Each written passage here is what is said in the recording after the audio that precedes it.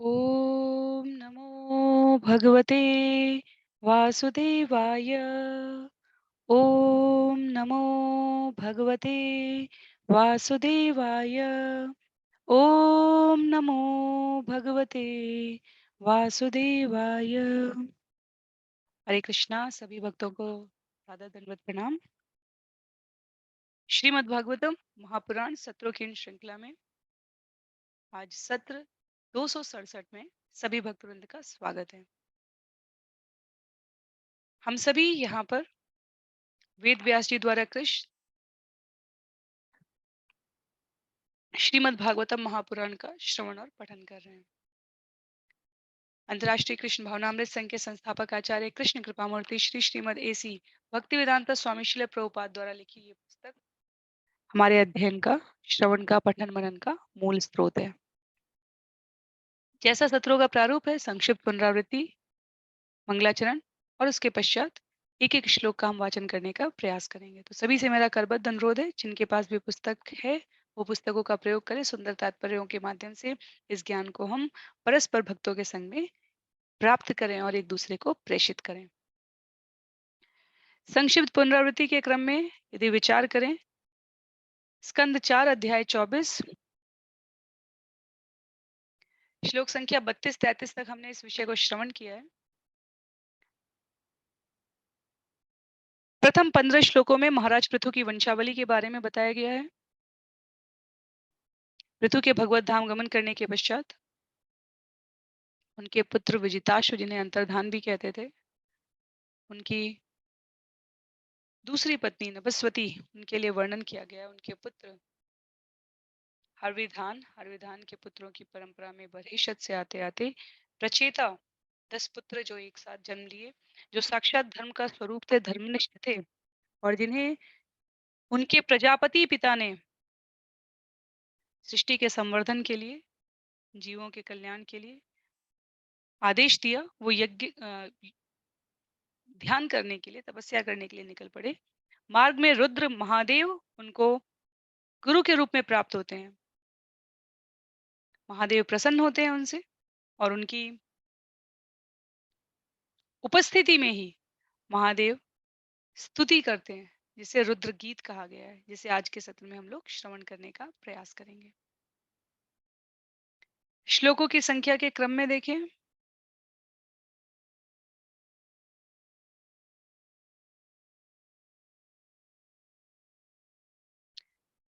स्कंद 4 अध्याय 24 इसकी समाप्ति के पश्चात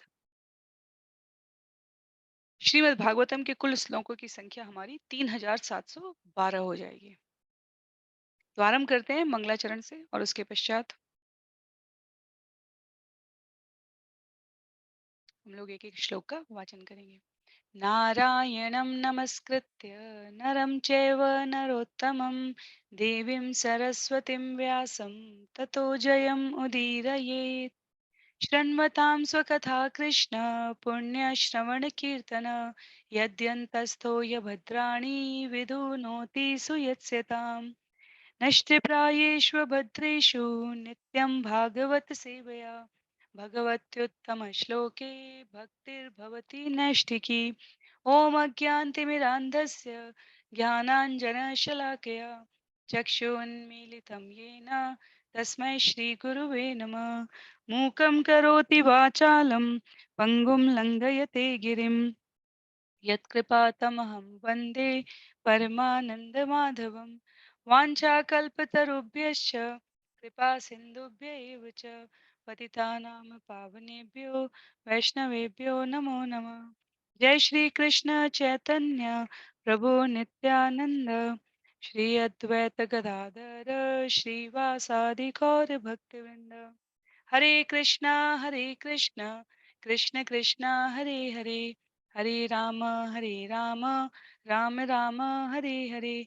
हरे कृष्णा कृष्ण कृष्णा हरे हरे, हरे राम राम राम हरे हरे। हरे कृष्णा कृष्ण कृष्णा हरे हरे, हरे राम राम राम हरे हरे। हरे कृष्णा। तो सभी भक्तवृंद को पुनः सादर प्रणाम है। आरंभ करते हैं आज सत्र 267 में स्कंद 4 अध्याय 24 भाग 3। मैं यहाँ श्लोक आप सभी के लिए प्रस्तुत करूंगी। संग में हम इसका वाचन अवश्य करने का प्रयास करें जहां से भी हम इसे श्रवण कर रहे हैं। नमः पंकजनाभाय भूतसूक्ष्मेन्द्रियात्मने वासुदेवाय शांताय कूटस्थाय स्वरोचिषे। हे भगवान, आपकी नाभि से कमल पुष्प निकलता है। इस प्रकार से आप सृष्टि के उद्गम हैं। आप इंद्रियों तथा तन्मात्राओं के नियामक हैं। आप सर्वव्यापी वासुदेव भी हैं। आप परम शांत हैं और स्वयं प्रकाशित होने के कारण आप 6 प्रकार के विकारों से विचलित नहीं होते। ये शब्द किनके हैं? ये शब्द रुद्र महादेव के हैं। वो क्या करने का प्रयास कर रहे हैं? वो प्रचेताओं की उपस्थिति में, श्लोक संख्या 33 से उन्होंने आरंभ किया है। प्रचेताओं की उपस्थिति में भगवान की स्तुति कर रहे हैं। पूर्ण पुरुषोत्तम भगवान श्री कृष्ण की स्तुति करते हुए कहते हैं, यदि हमें स्मरण हो कि आप अपने सर्वात्मक उपदेशों के कारण पूज्य हैं, आप परमात्मा हैं, पुरुषोत्तम स्वरूप आपको मैं नमस्कार करता हूँ। और अब यहाँ श्लोक संख्या 34 में दूसरा श्लोक है रुद्र गीत का, जहाँ भगवान के लिए महादेव गर्भोदक्षाई विष्णु से आरंभ करते हुए कहते हैं, आपकी नाभि से कमल पुष्प निकलता है तो सभी भौतिक इंद्रियों तन्मात्राओं के स्पर्श, गंध, श्रवण, दर्शन, वाचन सभी प्रकार के तन्मात्राओं के आप उद्गम है। तन्मात्राओं के बारे में हमने स्कंद 2 में श्रवण किया था, तो पठन सामग्री में भी आपको ये उपलब्ध है। और शिव स्वयं को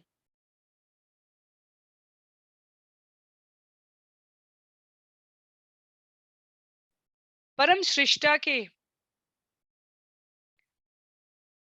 अधीन, सृष्टि का जो उद्भव है उसके अधीन परमेश्वर को ऋषिकेश कहकर संबोधित करते हैं, इंद्रियों के स्वामी करके। तो भगवान अपनी इंद्रियों को वश में रख सकते हैं, भगवान हमारी इंद्रियों को वश में रख सकते हैं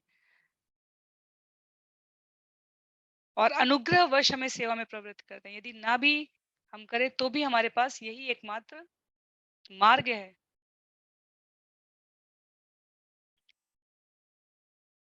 महादेव यहाँ पर कहते हैं शांताय कूटस्थाय स्वरोचिषे। शांताय कूटस्थाय स्वरोचिषे। इस भव सागर की लहरों में भगवान विचलित नहीं होते, जीव विचलित होता है, भगवान विचलित नहीं होते।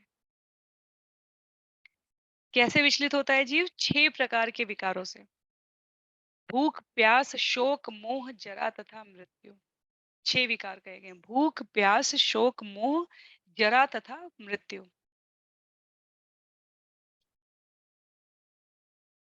अपने कौशल के कारण भगवान अविचल रहते हैं। भगवान की दिव्य स्थिति है वास्तव में, जिसे यहाँ पर महादेव द्वारा इस प्रकार प्रस्तुत किया जा रहा है। इसीलिए हम देखें, अगर हम सभी प्रकार की स्तुतियों में देखें तो हमें सबसे सामान्य बात जो सभी स्तुतियों में दृष्टिगोचर वो होती है, वो ये कि सभी अपनी भाषा में भगवान की प्रशंसा करते हैं। सुखदेव गोस्वामी ने अपनी भाषा में की, ब्रह्मा जी ने अपनी भाषा में की, यशोद गोस्वामी अपनी भाषा में करते हैं, देवता अपनी भाषा में करते हैं, मुनि अपनी भाषा में करते हैं, देवहूति अपनी भाषा में करती हैं, कुंती महारानी, सुभद्रा, अर्जुन सब अपनी अपनी भाषा में भगवान की स्तुति करते हैं। फिर भी शब्द और उनका विस्तार भाव रूप में हमेशा भगवान की किसी नूतन नवीन जानकारी का, अस्तित्व का हमें परिचय देता है। यहाँ भगवान के 6 मनुष्य रूप में 6 विकार जो होते हैं वो भगवान में अनुपस्थित करते हुए परिचय देना आरंभ किया है महादेव ने अपने रुद्र गीत में। श्लोक संख्या 35 में कहते हैं, संकर्षणाय सूक्ष्माय दुरंतायांतकाय च नमो विश्व प्रबोधाय प्रद्युम्नायांतरात्मने। हे भगवान, आप सूक्ष्म भौतिक तत्वों के उद्गम, समस्त संगठन और संहार के स्वामी, संकर्षण नामक अधिष्ठाता तथा समस्त बुद्धि के अधिष्ठाता प्रद्युम्न हैं। अतः मैं आपको सादर नमस्कार करता हूँ। तो श्रीमद् भागवतम भरा हुआ है अनेकों स्तुतियों से। जो व्यक्तित्व हमें अच्छे लगते हैं उनकी स्तुति हम उठा सकते हैं। उन्होंने भगवान के लिए जो गाया है, जो शब्द हमें अच्छे लगे, जो हमारे भाव हो, वो हम निवेदित कर सकते हैं। रुद्र यहाँ पर भगवान के अस्तित्व की विशालता का, समग्रता का वर्णन कर रहे हैं। पहले वहां पर ब्रह्मांड के सृष्टा और इन सब के संदर्भ में कहा। अब यहाँ पर सूक्ष्म भौतिक तत्वों के उद्गम, समस्त संगठन और संहार के स्वामी, संकर्षण नामक अधिष्ठाता और समस्त बुद्धि के अधिष्ठाता प्रद्युम्न, ये समस्त विस्तार के बारे में कहा।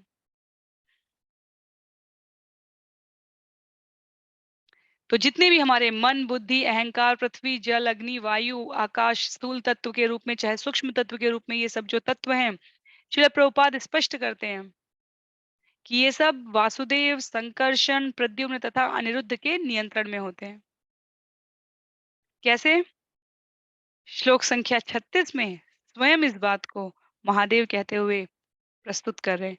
नमो नमो नरि नमो नमो अनिरुद्धाय ऋषिकेशेन्द्रियात्मने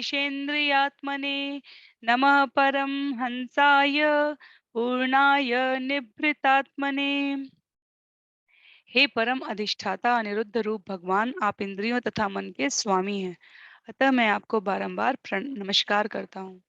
आप अनंत तथा साथ ही साथ संकर्षण कहलाते हैं, क्योंकि अपने मुख से निकलने वाली धधकती हुई अग्नि से आप सारी सृष्टि का संहार करने में समर्थ हैं।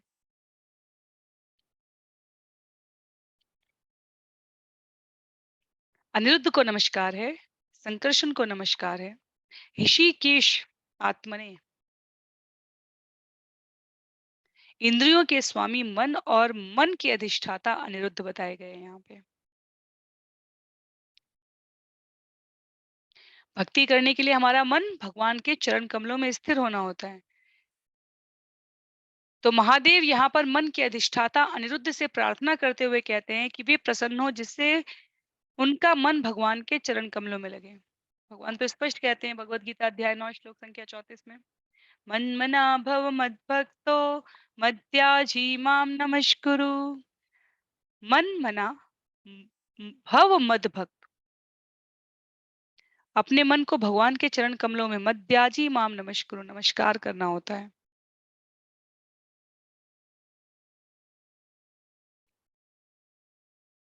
अध्याय 15 श्लोक संख्या 15 का उद्धरण देते हुए श्रील प्रभुपाद कहते हैं, मत्त स्मृतिर्ज्ञानमपोहनम च।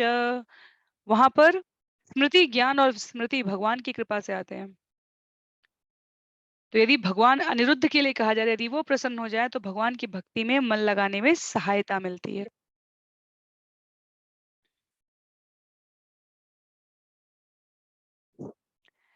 श्रील प्रभुपाद एक विशेष जानकारी परक बिंदु यहाँ पर बताते हुए कहते हैं कि अनिरुद्ध अपने विस्तार स्वरूप से सूर्यदेव भी हैं। तो वास्तव में सूर्यदेव भगवान अनिरुद्ध के विस्तार हैं। और इसलिए इस श्लोक में शिव जी अनिरुद्ध के साथ साथ सूर्यदेव को भी नमस्कार कर रहे हैं।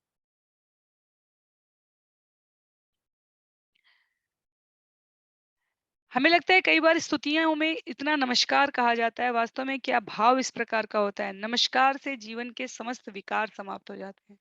इसलिए नमस्कार बिल्कुल प्रामाणिक व्यवस्था है। इससे हमारा अहंकार दूर हो जाता है, मन की कल्मशता समाप्त हो जाती है, संबंधों की कटुता समाप्त हो जाती है।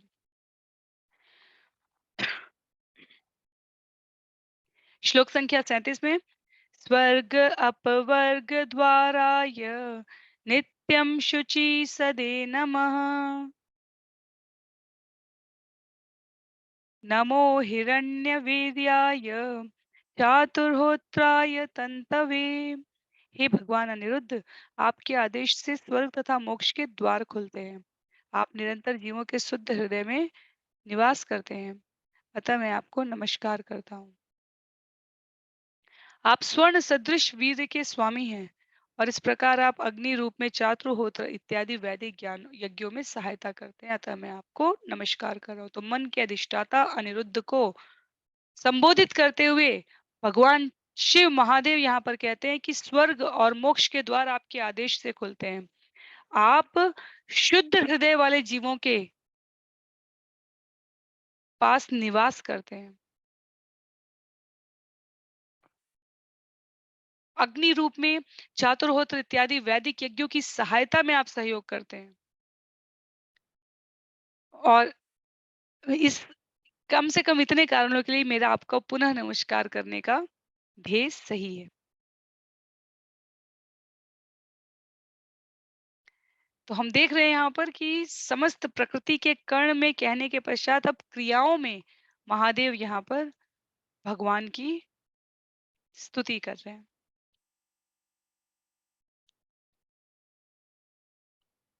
श्लोक संख्या 38 में नम ऊर्ज ईशे त्रय्या पतये यज्ञरेतसे तृप्तिदाय च जीवानां नमः सर्वरसात्मने।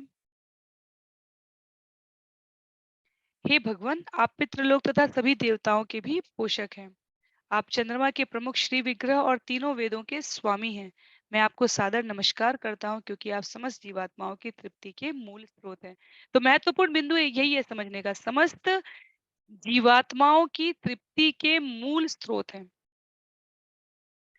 कर्मकांड की भाषा में देखें तो श्रील प्रभुपाद लिखते हैं वेदों के अनुसार मनुष्य जब जन्म लेता है तो 3 प्रकार के ऋण होते हैं, देवताओं के, साधु के और सामान्य जीवों के प्रति। और भक्त बनने के रूप में वो इन सभी ऋणों से उऋण हो जाता है।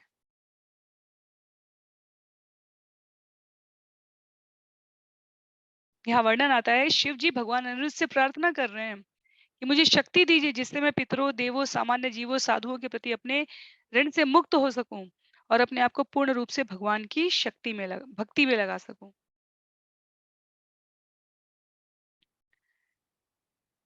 स्कंद 11 अध्याय 5 श्लोक संख्या 41 में श्रीमद् भागवतम का उल्लेख भी है कि ये ऋण किसके लिए स्वीकृत हैं और किसके द्वारा त्याज्य हैं।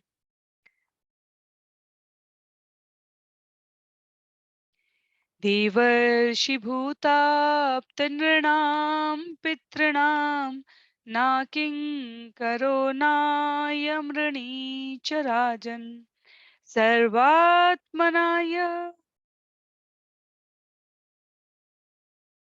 सर्वात्मनाय शरणं शरण्यं गतो मुकुंदम परिहेत्य कर्त्रम। मनुष्य भक्ति में पूर्ण रूप से प्रवृत्त होने से देवताओं, साधु, पुरुषों, पितरों, पूर्वजों आदि के ऋण से मुक्त हो जाता है। इसलिए शिव जी भगवान अनिरुद्ध से प्रार्थना करते हैं कि उन्हें शक्ति प्रदान करें जिससे वे सभी ऋणों से मुक्त होकर भगवत भक्ति में पूर्ण रूपेण तत्पर हो सकें।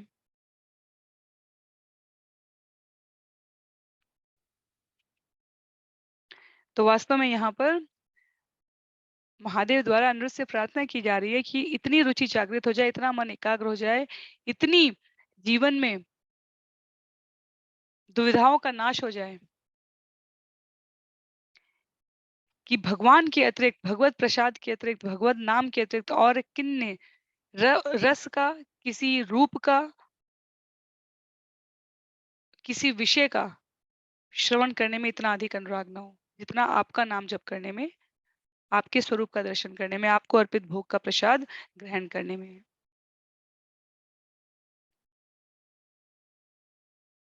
तत्पश्चात श्लोक संख्या 39 में सर्वसत्त्वात्मदेहाय विशेषाय स्थवीयसे नमः त्रैलोक्यपालाय सह ओजो बलाय च। हे भगवान, आप विराट स्वरूप हैं जिसमें समस्त जीवात्माओं के शरीर समाहित हैं। आप तीनों लोकों के पालक हैं, फलतः आप मन, इंद्रियों, शरीर तथा प्राण का पालन करने वाले हैं। अतः मैं आपको सादर नमस्कार करता हूँ। तो हमें शब्द नहीं मिल रहे हो तो हमें श्रीमद् भागवतम के श्लोक उठा लेने चाहिए। जब हम भगवान को कहना चाहें उनकी विशालता के लिए, मन, इंद्रियों, शरीर तक का पालन करने वाले से लेकर तीनों लोगों के पालक के रूप में असंख्य कोशों, कीटाणुओं, जीवाणुओं से बना जीवात्मा का शरीर और वो सब कुछ भगवान के विराट स्वरूप में समाहित है। तो शिव जी उस विराट रूप की प्रार्थना कर रहे हैं यहाँ पर, जिसमें अन्य समस्त शरीर समाहित किए गए हैं, सम्मिलित हैं।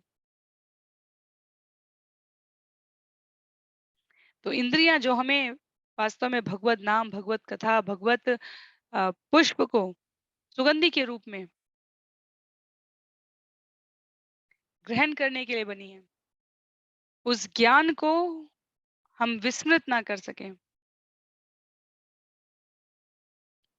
या हम भगवत भक्ति करना चाहें और जीवन में भगवान की कृपा ना हो, तो भी हम नहीं कर सकते। तो शिव जी जीवात्माओं को दिखाने के लिए भक्ति कैसी की जाती है, ये सारी प्रार्थना यहाँ पर निवेदित कर रहे हैं।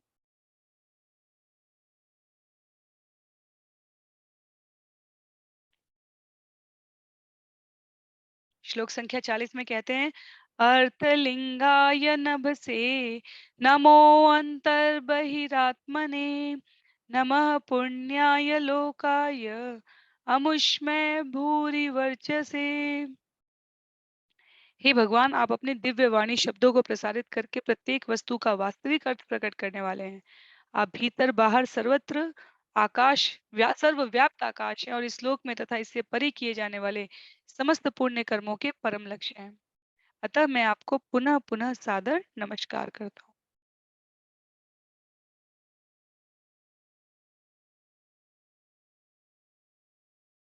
शिल प्रभुपाद यहाँ पर कह रहे हैं, स्तुति के इस क्रम में भगवान शिव द्वारा प्रस्तुत किए गए भगवान के ऐश्वर्य और गुणों का वर्णन करने के सापेक्ष कि इस जगत में और इस जगत के बाहर ऐसी अनेक वस्तुएं जो हमारी अपूर्ण इंद्रियों के निरीक्षण से परे हैं, किंतु शब्द का प्रामाणिक साक्ष्य पूर्ण है। वैदिक प्रमाण वास्तव में शब्द ब्रह्म कहलाता है, क्योंकि वेदों का जो ज्ञान है, प्रमाण है, वो परम ज्ञान कहा गया है।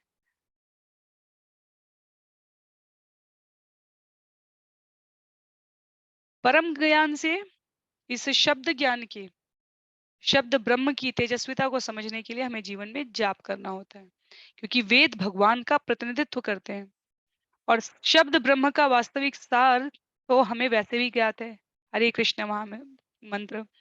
तो किसी भी प्रकार से अपने समय का नुकसान, समय की हानि ना करते हुए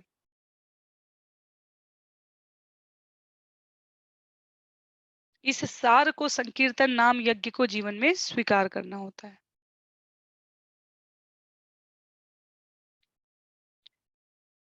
श्री प्रभुपाद ने यहाँ बड़ा ही विस्तृत तात्पर्य लिखा है, बहुत सारे बिंदु है। भगवत गीता अध्याय 9 का, 11 का, श्रीमद् भागवतम के स्कंद 11 का, भगवत गीता के अध्याय 13 का, ऐसे अलग अलग यहाँ पर साक्ष्य दिए गए इस बात को प्रस्तुत करने के लिए।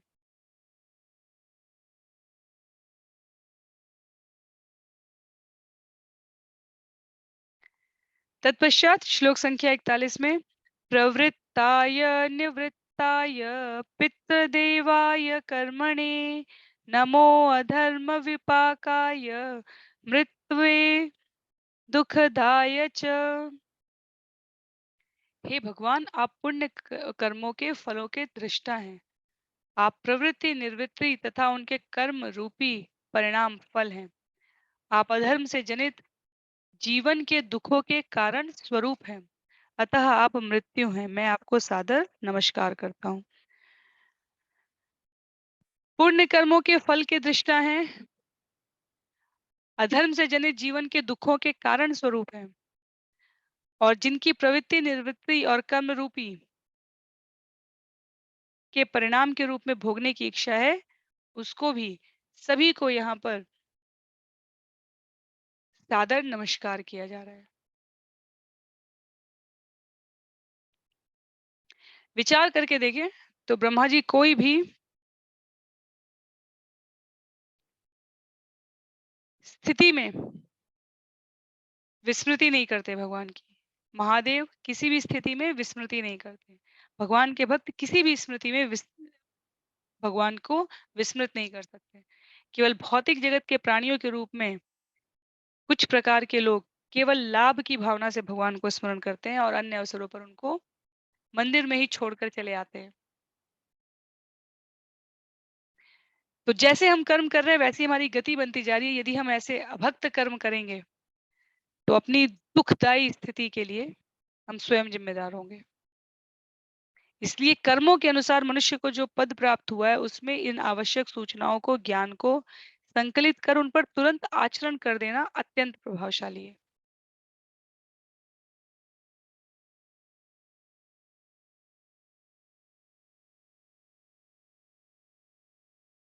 श्लोक संख्या 42 में नमस्त आशीषामीश मनवे कारण आत्मने नमो धर्माय बृहते कृष्णाय कुंठ मेधसे पुरुषाय पुराणाय सांख्य योगेश्वराय च। हे भगवान, आप आशीर्वादों के समस्त प्रदायकों में सर्वश्रेष्ठ, सबसे प्राचीन तथा समस्त भोक्ताओं में परम भोक्ता हैं। आप समस्त सांख्य योग दर्शन के अधिष्ठाता हैं। आप समस्त कारणों के कारण भगवान कृष्ण हैं। आप सभी धर्मों में श्रेष्ठ हैं। आप परम मन हैं और आपका मस्तिष्क बुद्धि ऐसा है जो कभी कुंठित नहीं होता।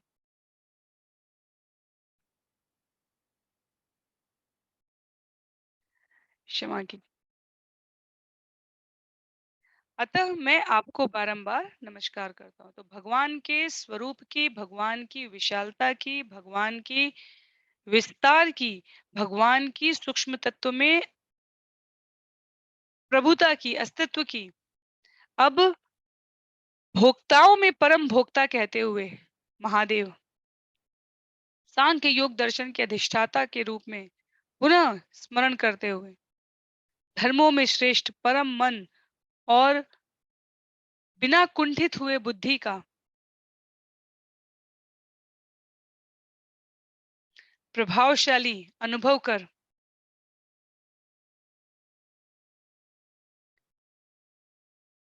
नमस्कार की सबसे आवश्यक और सरल विधि द्वारा भगवान को प्रसन्न करने का प्रयास कर रहे हैं।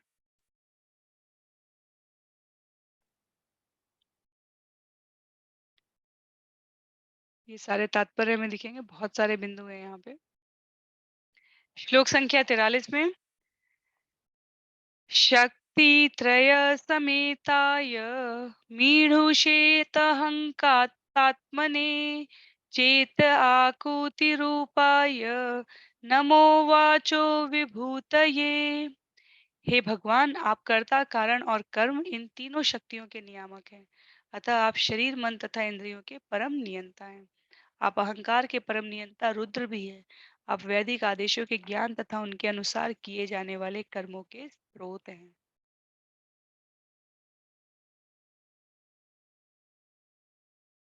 महादेव अपनी स्तुति में भगवान की स्थिति स्पष्ट कर रहे हैं। कर्ता, कारण और कर्म करने वाले भी आप हैं, जिसके लिए क्रिया करवाया जा रहा है वो भी आप हैं, और जो कर रहा है कर्म रूप में तीनों शक्तियों के नियामक वास्तव में आप ही हैं। इसी प्रकार शरीर, मन और इंद्रियां, इनके भी परम नियंता आप हैं। अहंकार तत्व जो ब्रह्मा जी की सृष्टि में हमने देखा, मनुष्य की उत्पत्ति से पहले ही 3 प्रकार के अहंकार सृष्टि के कण कण और क्षण क्षण में प्रविष्ट कराए गए हैं।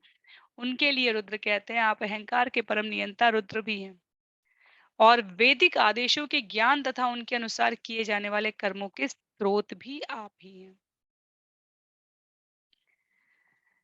तो महादेव मिथ्या अहंकार को भगवान की कृपा से यहाँ पर पवित्र करने कराने का प्रयास कर रहे हैं। स्वयं रुद्र ही मिथ्या अहंकार के प्रणेता नियंता हैं। तो वो भगवान की उपस्थिति में, भगवान की कृपा से अप्रत्यक्ष रूप से, शिला प्रभुपाद लिखते हैं, अपने आप को शुद्ध कर लेना चाहते हैं, जिससे उनका वास्तविक अहंकार जागृत हो सके। तो कितनी विचित्र बात है ये। पर हम सबके लिए सरलतम तरीके से सिर्फ इतना ही विषय है, जो हम भगवत गीता में भी देखते हैं। जड़ के ऊपर इंद्रिय, इंद्रिय के ऊपर मन, मन के ऊपर बुद्धि और बुद्धि के ऊपर आत्मा तत्व है। तो ये ऊपर जाने का क्रम इस क्रम में है जिसमें हमारी न्यूनतम योग्यता पूरी होती जाए। तो आज के लिए सत्र को यहाँ श्लोक संख्या 43 पर ही रोकेंगे। अगले सत्र में श्लोक संख्या 44 से इस रुद्र गीत की स्तुति को हम लोग श्रवण करने का प्रयास करेंगे। श्रील प्रभुपाद की जय, श्रील गुरुदेव की जय, अनंत कोटि वैष्णव वृंद की जय। श्रीमद् भागवतम महापुराण की जय। हरे कृष्णा।